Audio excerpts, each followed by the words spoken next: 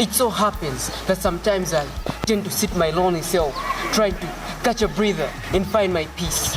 But when I try to look around, all I see is me, myself and I, being surrounded by an uncouth atmosphere, covered in a mist of misdemeanors, indecency, suicide and terror. When I look to my east, all I see is misery. I look to my west, I see illusory. Look to my north, no sanctuary. I tell myself maybe to look to my south, but no, it is all occupied by treachery. Nowhere and no one to turn to, because I'm lost in this generation they call the 21st century, where everything is done immorally. We the youth of nowadays have sunk in a quicksand of jiggery-pokery.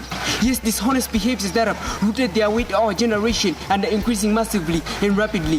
That has made our generation a mess, because it has become a generation full of ill-minded people as a majority. Or wait, we can even call it insanity and stupidity. A generation that knows nothing about Trinity. All it cares about is vulgar liberty. Not even to talk about hospitality, because definitely it's not in its books. For this reason, we always denied the gifts of prosperity and stability. It always hurts me to always hear our own elders mock us to say we lack morality, because they expect the act of respect to make an impact, but due to the fact that we think they're old-fashioned, we tend to neglect them. But in actual sense, all they want is to project and inject good morals and values, so that at the end of it all, we might have a generation that is vibrant and intact, on fire and has impact.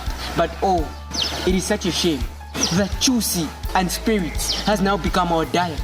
That is exactly what we are good at, going about smoking ganja. It has even reached an extent where we're even ashamed of carrying the Bible when going to church, kumanja. The question comes, why?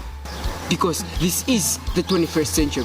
So welcome to the 21st century, where suicide has become the definition of our society, because youths tie hanged ropes around their necks just to escape the bubble of trouble. Welcome to the 21st century, where walking around half undressed has become normal. Welcome to the 21st century, where youths are cowards and can't stand up to peer pressure. Welcome to the 21st century, where everything has gone wrong. Yet the question comes again and bothers me. But why? The reason is simple. We have let the moral teachings of our parents go down the drains, washed down by the rains of our foolishness. We have been hypnotized by our own negligence. Parents we ignore, guardians we ignore. Vintota, Niso. Sometimes I wonder where we're heading to. We've wronged our parents in so many ways, yet they care for us. We can't even count the days. So, no matter how hard it may be, it is always never too late to always turn to them and say, parents, we still need your parenting. Guardians, we still need your guidance. We may argue, but we still need your assistance. Sometimes we prove ourselves a burden, but please do not forsake us. We are still your children. Yes, we may say we are wise, yet we are foolish. We claim to be mature, yet we are childish. We take life like a fantasy, but let's face the reality. We still have so much to learn. So let us not keep ourselves in chain, because everyone is tired of youths that are always looking for some motivation to acquire inspiration. Yes, we can say we lost our concentration, but let's stand on our feet through redemption, because I tell you, we can achieve anything through determination. It doesn't matter the amount of lost education. Let us turn to the Lord for salvation, because it is only in Him that there is absolute protection. So let us come together in preparation of the sanctification. It's not an opinion, it's a solution.